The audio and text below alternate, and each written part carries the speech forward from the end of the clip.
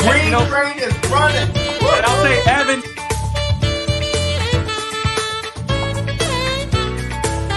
That's good. You're score, but I don't have to. It's a win.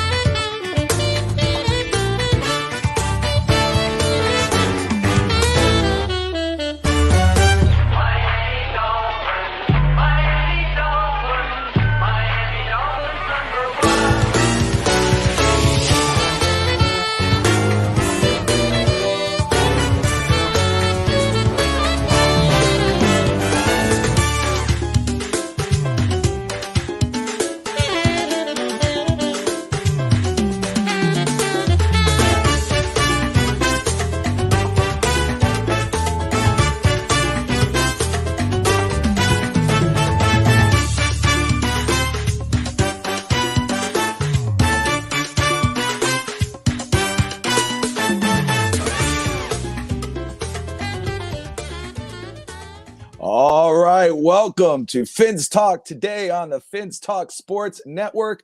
I'm your host, Bobby Melendez, joined by the one and only Fish Tank Hank. What's up, Hank? What's going on? What's going on? Man, it's been a little bit. You took a little week break. You didn't have any bandwagon. We see Evan in the comments. What's up, Evan? Everyone who's tuning in, thank you. I know my son, he let me down. You know, he had business to take care of. You got to take care of business first, and then we play afterwards. TCB, so the man. TCB TCB had a flat tire last week.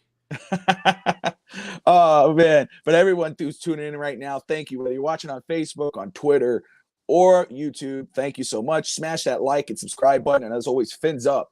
Well, man, we got a lot to talk about. Big game tomorrow, Dolphins versus Detroit Lions in Detroit. But also the trade deadline is coming up. A lot of heated trade rumors, and the Dolphins are attached. We're going to get into that. No. But first off, Fish Tank, you've had a little bit, you didn't get to do bandwagon, so you didn't get to really recap your feelings on the game. You were there. Very quickly, sir, as we get into the trade rumors before we get into Detroit, what were your thoughts quickly, sir, now that you have a week to kind of digest the Dolphins' victory over Minnesota? What is your reaction in your recap? Much shorter by Bobby and got a lot taller. Bobby, you got a lot taller here. Oh, gosh. There we go. How's that? Is that better? Let's fix that. Evan's always – go ahead. There we go. How's that? Is that good? All right. Roll on. Thanks out there. All right. I appreciate you, Evan. So, anyway, my thoughts on the game. I had a great time, especially because I had a Steelers fan next to me that was rooting for the Steelers, and it was my neighbor, who is still here, by the way. Oh, there you go. He had such a good time. He extended his stay a couple days. So he didn't plan on having that much fun with me, I guess. But he wound up saying, I need to stay a couple more days. And I'm like, yeah, I'll have you, even though you're a Steelers fan. That's right. But no, I thought it was great. Nobody scored in the second half or whatever, but it was kind of nail biting when I was sitting there watching them go back and forth and back and forth. So it kept me entertained the whole time, and other people might not be that entertained by it, but that was some old school football kind of a little bit. And I enjoyed myself. He enjoyed himself. He kept saying, oh, here they come now. They're going to come back now. And I'm like, no, they're not. Little did he know our secret weapon on defense, Noah Igbenogany.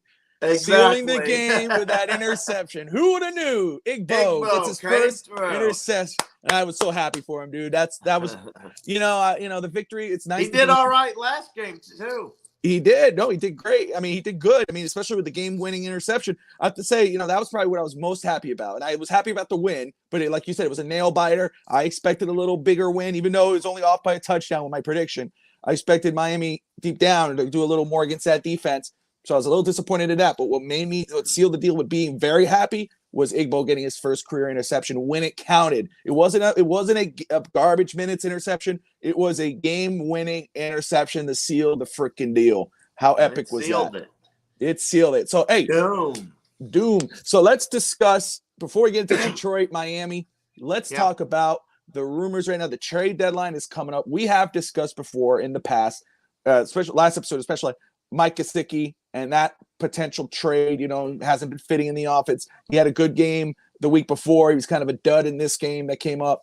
So if there's a likely candidate for someone to be traded, he would be one. However, as we're getting this week here, it's been a lot of who Miami might get in a trade.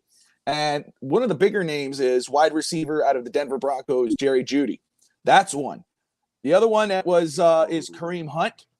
Of course, Miami right now at wide receiver, you look at him and you go, Tyreek Hill, Jalen Waddle, Trent Sherfield's been really good for Miami. They've been pretty good. But to get Jerry Jeudy, that might be putting a little icing on the cake. Talk about Christmas spirit. Ooh. Then you go get Kareem. If you look at Kareem Hunt, who's a backup in Cleveland, but pretty damn good backup, should be a starter in this league. You got Raheem Mostert, who's really starting to come into his own. He's really started to show some flashes to be the number one back in Miami. Chase Edmonds has been a disappointment and I don't want to, crucify him right away to say, oh, they need whatever. But dude, how can you not catch a football? How could there's a lot of drop balls. You're not impressive right now as a running back. It's us. What's up, Ender? Everybody has their ups and downs. So everybody has theirs up and down. Give them the benefit of the doubt.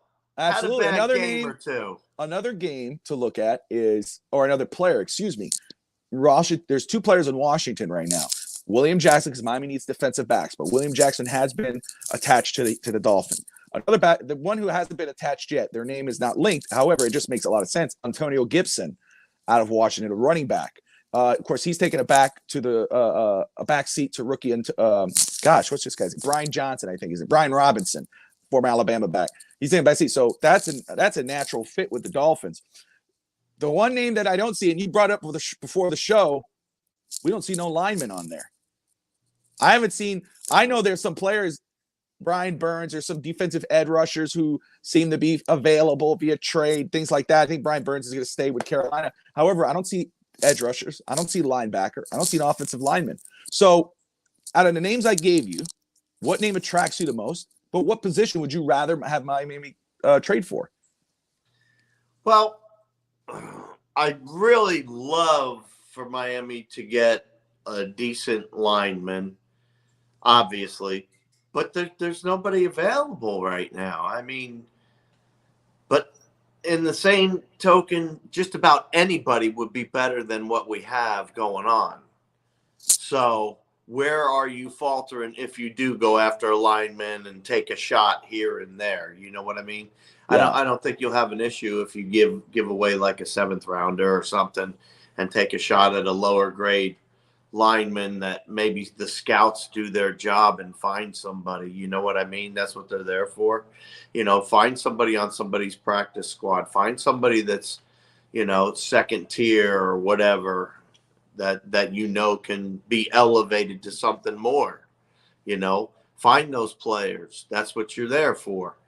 But for me, I would love to have Jeudy on the team. Jerry Jeudy, forget about it. Let me ask you that. Let me ask you why. Because explain to me why. I mean, we talked about this before the show, so I'm going to lob this up to you. But Miami has Tyreek Hill. They have Jalen Waddle. Trent Sherfield's been showing up. They got Gesicki, who they're not using correctly. He's more of a receiver. Mm-hmm. Why add another weapon like Jerry Jeudy? Get rid of Gesicki and bring in Jeudy. It's that simple. That's your trade right there. Trade him out. Get rid of him. You talked about it before the show when we were talking about, because I said, man, why do we need another weapon? That was one of the questions we were talking about. We need that weapon. It's simple. You will always have 2 top 5 wide receivers in that lineup every time. Because if Hunt's not in, then Judy's in. If Judy's not in, then Waddle's in. So either way, you're going to wear defenses out. They will not be able to keep up with that.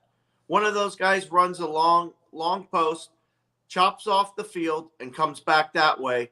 They set right back up with the other wide receiver coming out at that line of scrimmage. Set right back up. Boom. Who's covering? Who's covering deep? Keep playing that all game long and see how tired they get. I love it. That's just one angle. But the other angle is he is a top talent. I know we need this. I know we need that. I got it. But you asked me why I would like to see him, and I would love to see him. I mean, you can't go wrong with all that talent. You know what I mean? And wide receivers tend to get injured here and there too. So it's always good to have depth. And if you can grab a Jerry Jeudy or somebody like that, I say go for it. Because the Broncos are in big need of overhaul. So they're ready to take whatever people are given to some extent. So love your point. What's up, Thirsty? What's going on, John? Good to see you guys. Fins up. Hey, look, we talked about it before the show, and I loved what your explanation then. That's why I wanted to bring it up now and to get that point across, because it's true. You know, you can't have enough weapons, especially if somebody goes down. But at the same sense as well, running back, I think I'm more leaning running back than I would be receiver right now. I'd love to see a player like Kareem Hunt or Daniel Gibson here. Or realistically, I'd love to see an edge rusher or linebacker. The defense is starting to show flashes. There were disappointment on the offensive side of the ball last week. When you're playing against a 29th ranked defense, you expect a little more out of your offense. The offense didn't show up. They had one touchdown. What you can't ignore is that even though they were playing against a rookie wide quarterback and Kenny Pickett, they took advantage of that and made him pay. The Dolphins defense looked really damn good last week, and they're starting to get better. So think about, for me, if you add an edge rusher at this point, because Agba has not been that impressive. Jalen Phillips is starting to get there. This season right now, Agba hasn't been impressive. Linebackers have been taking a backseat, even though they had a good game last week. Secondary right now, the depth, and John just brought that up. Depth is an issue right now. Byron Jones, who knows when he'll come back? Yeah. Kohu has been injured. He's been very impressive. Igbo had his first interception, but you need help back there. So William Jackson or one of those guys who's available to you or via trade, you should go get. To me, defense, even though it's starting to look like it's picking up, I'd address defense or a line. But as you've said, there's nobody really out there, I've noticed, at least for offensive line, that we could get. So if you had to tell me, okay, let's rate this here, I'd say if you can't get offensive line, which I think is more dire than anything, get defensive help, running back to help Raheem, because Chase Edmonds is not doing it. So you fix the line. I don't care who the running back is. Oh, you're going to have to when your running back is made out of fiberglass. You know, Raheem is an injury-prone back. Chase Edmonds is an injury-prone back. Gaskin, I mean, he's better fitted, but who knows if he makes it past the trade deadline. I think you need a bell cow, and that's why I love Kareem Hunt. The idea of wait Kareem a minute. Hit the rewind on that. Say that again, Bobby. You need a bell cow? Yeah, because I've been saying that we need a running back. We need a bell cow running back. I've been saying that's what Miami's missing. And everybody gives me a hard freaking time, and you're one of them. And I always say, we need one. I love having running backs. I don't think I've ever been against getting a bell cow back. I'd rather get, like, I wanted Najee Harris. Sure. I wanted a bunch of other people.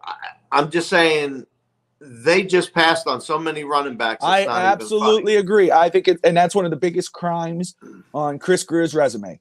You know, you want to help your quarterback, your rookie back, or whatever. He's not a rookie, but anymore. He's 3 years in. But if you want to help your young quarterback, yes, the weapons are nice, but you got to fix that offensive line, and you need to get a legitimate running back. And Raheem is starting to show up, but the problem is, Raheem is injury prone. He gets hurt. No, you need to have a bell cow back. Yeah, that is a problem. That is the problem. The problem is still the offensive line. No matter what you do, I don't care who you put back there. You could go get Herschel frickin' Walker from his glory days and throw him back there. He ain't going to do nothing because there's nobody stopping anybody. There's nobody really stopping anybody on that Well, first offensive off, line. well, let me push back just a little It's bit. patchwork. Past 2 weeks, but Raheem Mostert right now has been gaining the numbers. He has been looking very impressive, and maybe he's doing that. When you put a Herschel Walker, he's going to do that as well, probably do a little better. You get a Ricky, that'd be a little better, even though none of those guys are there. I'm just saying, Kareem Hunt with a Raheem, think about that 1-2 punch. You got speed, and then you got power. That's a good combination for your backfield, especially for your young quarterback and your deadly weapons. Because we're going to burn. I think we're going to burn out Tyreek eventually. Tyreek is playing his ass off. I mean, and last week he always wants the ball, so it's not a problem. It's not a problem. And that's who he is. He's that guy. But eventually, you're going to have to rely on other dudes. And are there other dudes to rely on besides in the passing game right now? And I don't know if there is. But I think we're both in agreement, though. I think more dire needs is other positions. Offensive line is the most dire need. If Miami could make a trade for a starting caliber offensive lineman at left guard or right tackle, or center, and move Connor Williams to guard, that'd be perfect. It would. Hey, I would be surprised if Miami did not make a move. I know everybody's getting pissed off because they keep signing practice squad players, but I'd be shocked if they didn't make an actual trade. If they don't, I'm going to be a little nervous because I think the team does need to make some moves here, even though they're in the winning side of the record. They are 4-3. They need to get some things done because it's not as advertised. I'll bet you that Mike McDaniel is talking to them about needing somebody at this point in time. I'm sorry. You just said it. Thank you. You just gave me a hit. Jeff Wilson, running back out of San Francisco. They traded. San Francisco made a blockbuster trade, traded for Christian McCaffrey out of Carolina. Wilson, who's familiar with Mike McDaniel's offense, who played with Raheem Mostert, he's more than likely to be moved. That move makes sense. You go get Jeff Wilson, the running back out of San Francisco, to bring to Miami with Mike McDaniel. That makes sense. So there's another name to look out for. Let's talk about Detroit. The Dolphins are going to Ford Field. They're going to play Detroit, whose record is not that impressive. But let's look at the rankings there. And I don't have the paper in front of me, but you do, Fish Tank. I believe they have the 32nd ranked defense in the NFL, but they have the 4th ranked offense in the NFL, which is just crazy. It's crazy, which tells you how important the defense is for a team because look at their record. But Detroit's I'm not sure who all they've played. Do you know who they've played? I don't have that in front of me. Where are you Evan, at? Evan or Dolphins Thirsty could look that up, I'm sure. But my goodness. So let me ask you this. When we were talking, previewing the Minnesota game, you had a 10-point, I think it was 37-27. Yeah. I remember, right? I had it 23-10. 23-10, and it'd be 16-10. So, but realistically, or you look at this offense, you expected Miami, especially with Minnesota, who had a 29th ranked off defense, you expected Miami to put some numbers on. They should have, right? I mean, you got Tyreek, you got Jalen. This team has been highly advertised. However, besides the Baltimore game, Miami hasn't scored many points. This offense has been a question mark so far. They're going against the 32nd ranked defense in the NFL next week, or tomorrow, excuse me. How confident are you that Miami's offense could take advantage of this situation? Wow.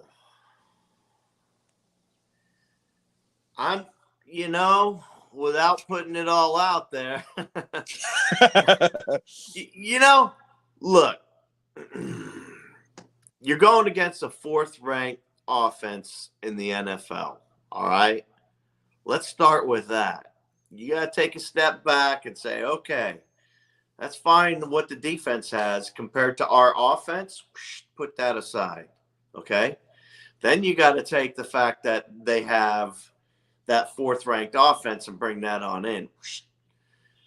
Then guess what? Then you have your numbers because either Miami's going to have to start scoring or they're going to lose this game. Great point. Okay? It's just that simple because they're going to score. They're scoring 24 points on average per game. And with the 4th ranked offense, they're going to get in. So the bottom line is Miami has got to score this game.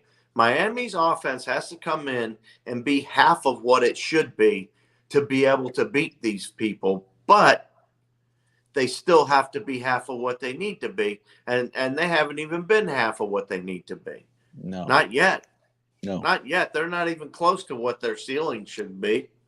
So, and if we get a decent running back, like you were saying, and maybe plug up the right side and throw Connor to guard, that would work great.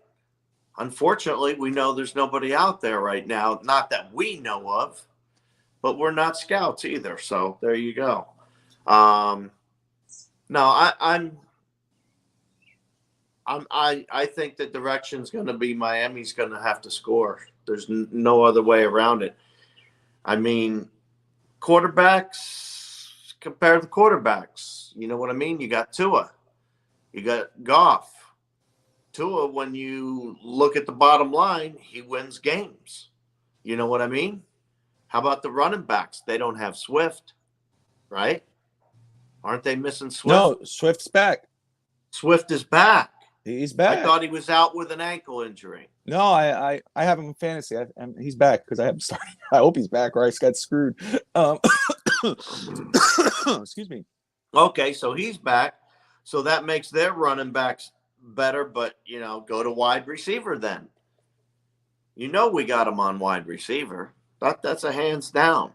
Tight ends, they have Hawkinson, right? Yeah. The tight end, TJ Hawkinson. So, he's really good, but then on our side we got Gesicki.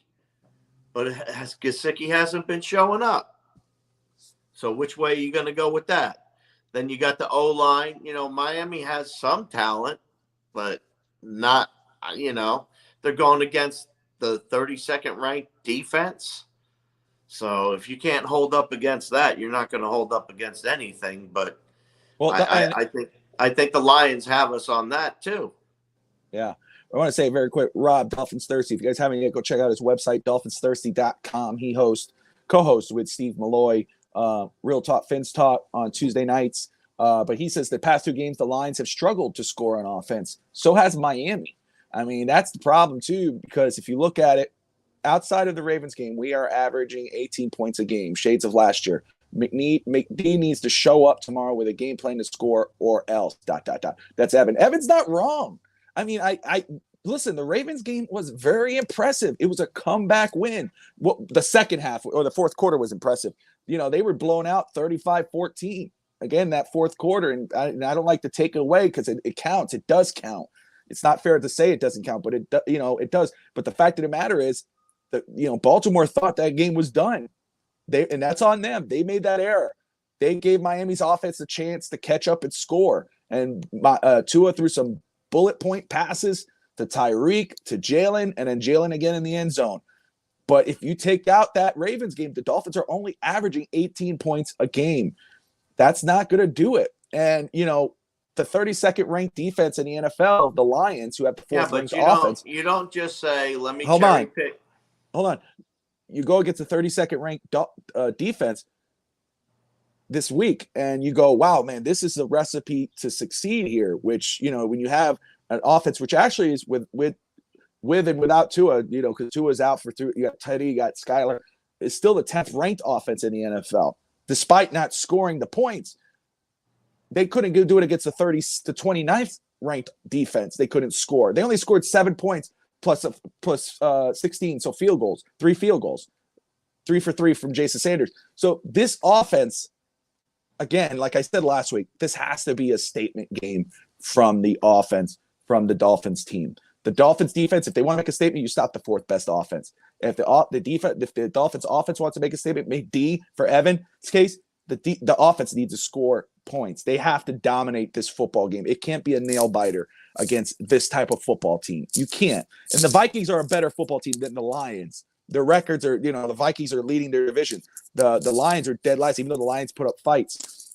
Miami cannot have a nail biter type of game in the end. 32nd ranked defense. If we cannot score against them, what does that say about the Finns and all their weapons? Exactly. That's the questions that will be there. You know what that says? That says that you have a problem with your offensive line. That's what that says. It says it every year.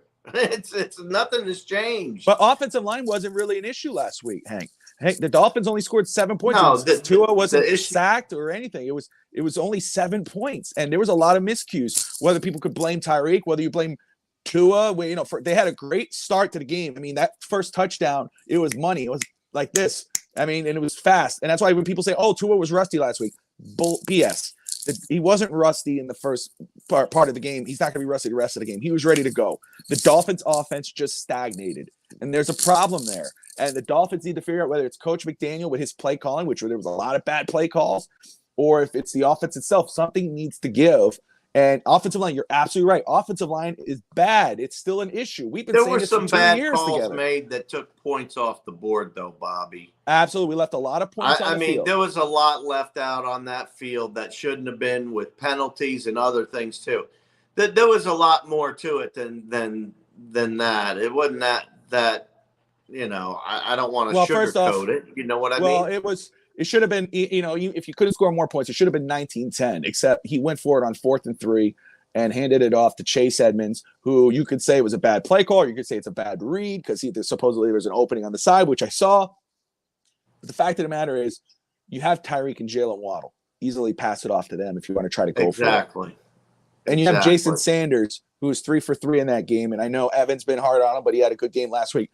Make it 19-10. You should, against the Vikings defense or against the lines that are coming up, you don't need to do that. You don't need to risk going for it on 4th and 3. A game against the Chiefs or the Buffalo Bills, you go for it because you need to score as many points as possible, touchdowns. But when you're going against a team like the Vikings where they're not scoring, and the Lions, or it's a close game, get as many points, get that field goal. The O-line was not the reason that they lost last week. Last week was playing down to the competition. He tried to beat Brandon Staley. It was a myriad of things, but the offensive line isn't doing anybody any favors either, is all I'm saying. I got you. No, you're not wrong, though. You're not wrong. Let me ask you this. So as we're on the 27-minute mark, but we're having a good time. We're talking football. We love it. You and me. So, all right. 3 keys to victory for the Miami Dolphins to win this Sunday. Okay. You want 3 keys? Well, the first thing is they have to slow Jared Goff down. And that includes working to keep Swift contained too. So between the two of those, that's one thing. You want the key to the game, though?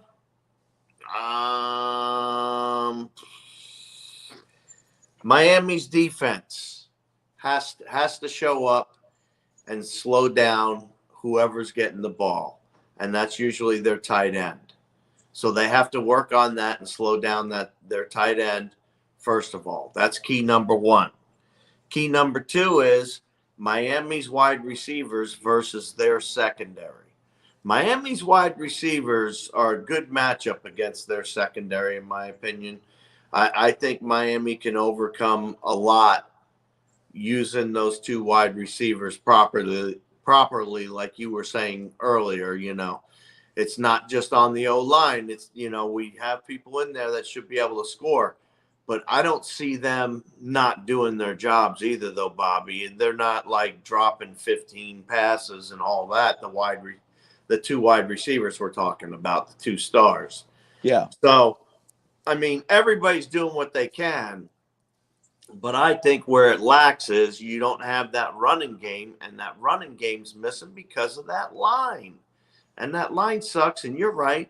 We don't have the greatest running backs. We need a bell cow. I totally agree. But until that line's fixed somewhat to hold and to move people around at least, which they're not doing. I mean, John even says it. Put a traffic cone in Liam's spot. You know what I mean? You'll have better luck. So, I mean, and I know it, Bobby. We know what the problem is. We know what the problem's been. We know what the problem's going to be. But those are 2 of my keys so far. And my third key is Tua Tagovailoa had better show up and be the quarterback that he needs to be. Enough of the farting around. You got people to throw the ball to. You got Gesicki. You got Wilson. You got Hill, you got Waddle. It goes on and on and on and on and on and on. Get somebody the ball.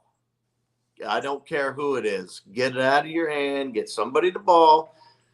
Downfield would be beautiful, but guess what? It's not always necessary. 4th and 3, don't run the ball with some weak-ass run attempt where the running back hasn't been getting crap all day, and then you think he's going to get 3 yards out of nowhere.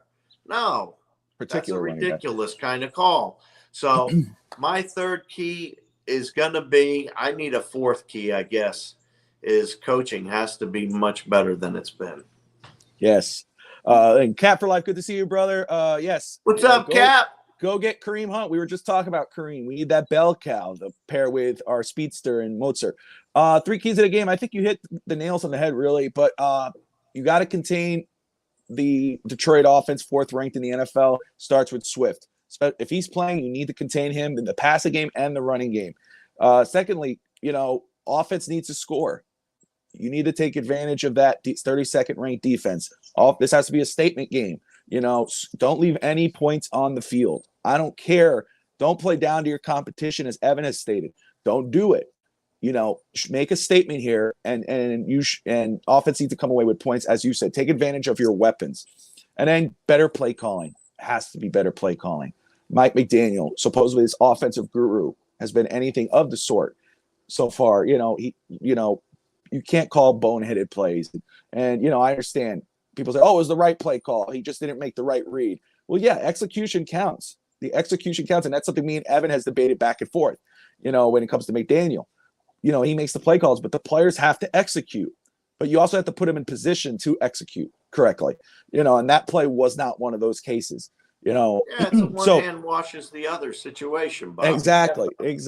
Definitely. And you brought up a great point. Tua, in this game, again, you face the 29th ranked defense, struggle a bit, miss a lot of good play calls or a lot of good passes. You got to show up here. You got to get better. It's an easy stretch right now, quote unquote. Nothing's ever easy. So I don't mean that, but it's going to get harder. And we can't have the Dolphins. It's nice to win games, but when it comes playoff time, when you're facing against a real deal, it's not going to matter much. So, Hank, put your prediction hat on. What happens in Detroit tomorrow? Miami versus the Lions. Dolphins go 5-3? It's going to be a close game. Yes, sir. It's going to be a close game. It is going to be 28-24 Miami. I'm probably not. I'm not going to beat around the bush with you. We're off by 1 point. Whoa. 27-24 Miami. Whoa. 27-24 Miami. I have the Dolphins winning, but it's going to be another nail biter. And I hope that the defense needs to come away with some picks, some turnovers. I hope Igbo gets another one. I called for it last week. I'm hoping for this one for this week. I want them, and you know what? It may happen. I'm going to call for it. Igbo's going to get another interception tomorrow, and I'll tell you why. Well, yeah, I'll double you. X will get one also. Well, the reason why I'm saying Igbo is because. Well, wait, you picked Igbo. I picked Igbo. I'm doubling. You can put X, but the reason why I didn't pick X. The reason why I didn't pick X is because Goff is not a dumb quarterback. He's going to go the other way. He's going to look and try to target Igbo. Igbo's going to make him pay. Igbo's coming away with an interception tomorrow. Yeah, and so is X. Oh, okay. Well, 2 interceptions. I'm down with that. So you have it 28-24 Miami. I have it 27-24 Miami. So not bad. We were off by just 1 point. There's no argument from us today. Let me just. Oh, man. I know. There's always an argument.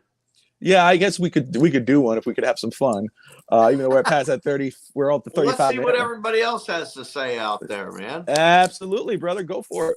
What are we doing out here, folks? Talk to me. What are we concerned about on this game? Evan says, drink 2 extra large coffees, bite some kneecaps, and do not go out at night in Detroit. There's a key to the game. There you go. Yeah, well, you know what? John says, that might where you get my. Yes, it's beginning to look like Shanahan called the plays in San Francisco. McD just made suggestions. Before we hired McDaniel, I was talking about how he was only running backs coach. He was an offensive coordinator for one season. People said, oh, no, he called the plays in San Francisco. He made Debo. He made this. He made that. Here's a two-edged sword. First off, he's a rookie coach. He's doing more than just calling plays now. He's running a whole football club. So you got to give him a little bit of time. But you're not wrong either, because I haven't really seen any kind of creativity with this offense. But you got to work with the weapons you got. Yes, you got Tyreek, but make sure I got this here. Can you hear me okay? Yeah. Good. I just want to make sure. Got a little someone messing with my call, Harrison. Anyway, 24-17 Miami, John. So just like us, a close game. 32nd ranked secondary. Something has to give. 16 points a game is not my style of winning, but a win is a win, right? A win is a win. That's true. And we're happy with wins, but we expect better. You know, Hankster and I, we've gone at it a few times. Hankster, what's up, Steve? Steve, always good to see Steve. I'm late. That's okay. You're not late. Here. We're still here. You're never late here. No, you're not late. You're what? Unavoidably detained, my friend. Correct. You are unavoidably detained, Steve. Not late. So let's do this, guys. We talked about trades at the top of the show. We talked about Kareem Hunt. We talked about 23-17, Steve. Good. 28-20 Miami for Rob, DolphinsThirsty.com. Talked about trades. Jerry Jeudy. Does Miami need another wide receiver? Would you guys be down with that? Yeah. I know what you're going to say, Hank. Rassing the group. Yeah. Or running game. You know, I'm not going to answer your call, Harrison. I'm doing a show. Get anybody else, all right? Say they can't get anybody else. Would you be disappointed with Jerry Jeudy on our team if that's all they could get? You're asking me? I'm asking everybody out Oh, there. I was about to say. I was like, no, I folks. wouldn't be disappointed, but it's not, you know, I don't think That's not what we want. We want an offensive lineman. If so, do you have any names on who we can pick up? I don't know of anybody that's really blowing my mind that Miami should go after. It'd be nice to get Jerry Jeudy. We just need a quarterback throwing the ball. I'm just kidding. Yeah. I'm just kidding. We have 2 elite wide receivers. Good point. 3 would be nice. McD wakes up or get ready for me. 34-17, Evan has it. I mean, I would be very happy with that. I'd be very happy with that. But 34-17, is that Detroit? I'm just kidding. I know what you're saying. Jerry Jeudy is rumored to go to Green Bay. Heard Gesicki might be moved there also, since Matt LaFleur has McGenius, our buds. That makes a lot of sense. Green Bay needs a wide receiver. They need weapons. And goodness gracious, what can they give for Gesicki? You know, I mean, some draft picks. I mean, I would rather have an offensive lineman or one of those running backs.